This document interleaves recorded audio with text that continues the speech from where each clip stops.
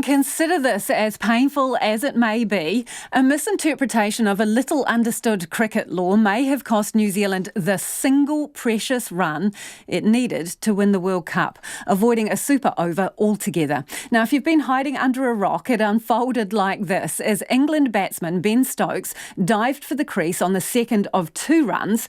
A ball, fielded by Martin Guptill, inadvertently rebounded off his bat and hit the boundary for another 4 runs. So 6 off 1 ball when it mattered most. The devil's in the detail here because according to Cricinfo writer and self-described cricket geek Andrew Miller, Rule 19.8 indicates that Stokes' second on-field run should not have counted.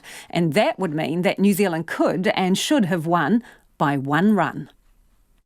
So, the rule as it stands, and bear in mind there's nothing simple about cricket's rules. Cricket's laws, in fact, they're laws as opposed to rules, which in itself gives them a higher authority. So you have to take these with a cut through the mystique and all the rest of it. But the law 19.8, which pertains to overthrow or willful act of fielder, states that if a boundary results from an overthrow, which clearly it did, blah-de-blah-de-blah, the runs completed by the batsman, together with the run in progress, if they've already crossed, at the instance of the throw will count. And that's the key thing. The moment at which the throw came in, the batsman had not crossed to begin their second run. So Rashid and Stokes hadn't crossed over. Rashid and Stokes had not crossed over. Right.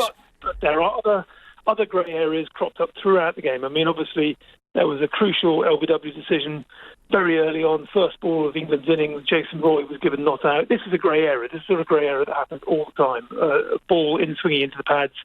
The umpire decided that's not out.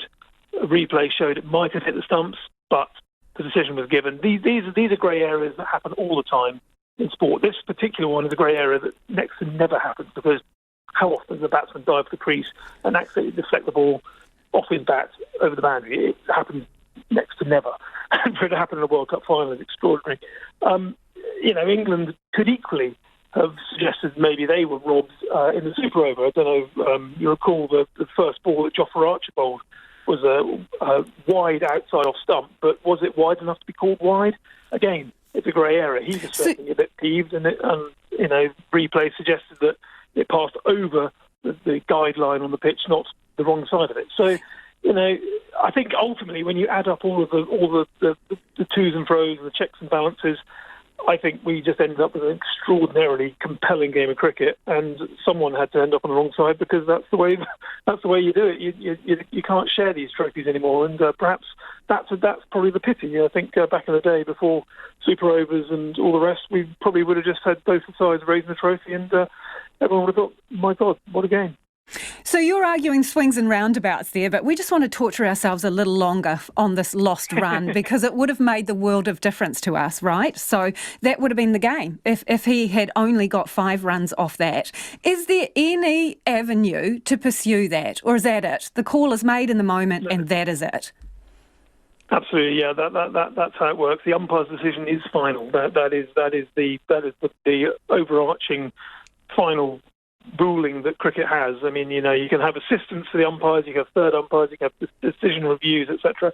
But ultimately, the authority of the umpire is ultimate, and the authority of the umpire on this occasion was 6 runs is the verdict. And the fact that nobody batted an eyelid at the time, everyone thought, yep, that seems right. They've run 2, it's gone to the boundary. 2 + 4 = 6. I mean, none of the New Zealanders quibbled it. No one in the press box quibbled it.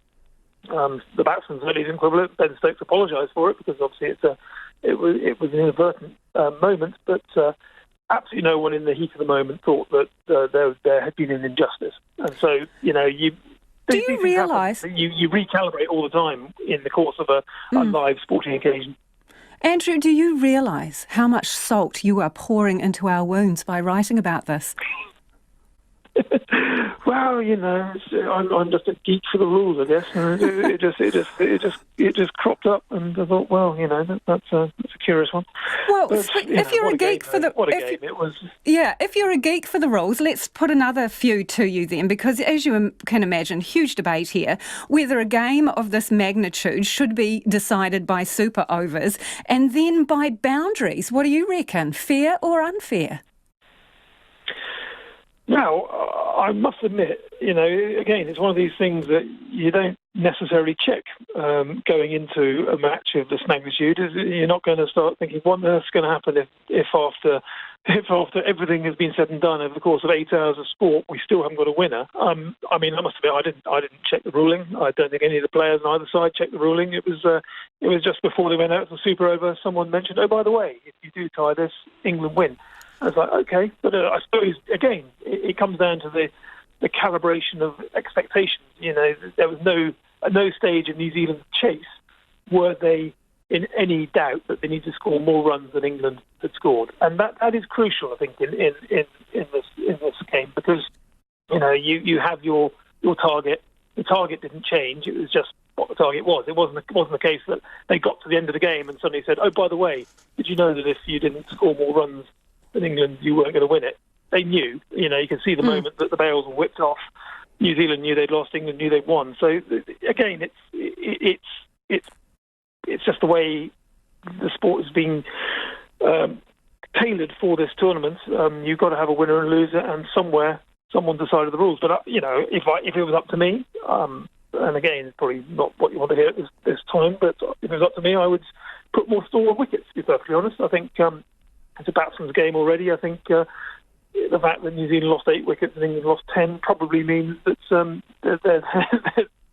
there's a moral justification for thinking that they fared better, if you like. But again, these were the parameters by which the game was played, and both sides knew that was the deal. It's a bit like Duckworth-Lewis method when it comes to rain rules. The rules are the rules, is what you're saying. The workings, yeah. But the rules when you go out to chase a reduced target in a rain-reduced game.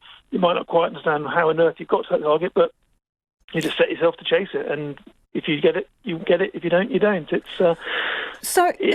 cricket, and cricket is an extraordinary sport. So, as a through and through cricket geek, then how does this compare to other World Cup finals? Where would you put it?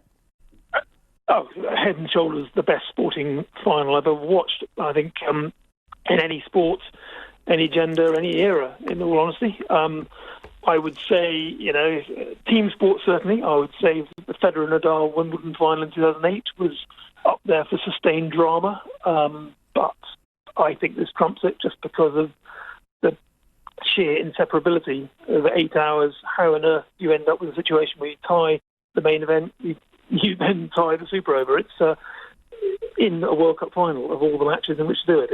It beggars belief. And I'm talking to you at 3:30 in the morning because I'm still completely wired from watching the greatest sporting drama I've ever seen in my life. So that was Cricinfo's UK editor Andrew Miller.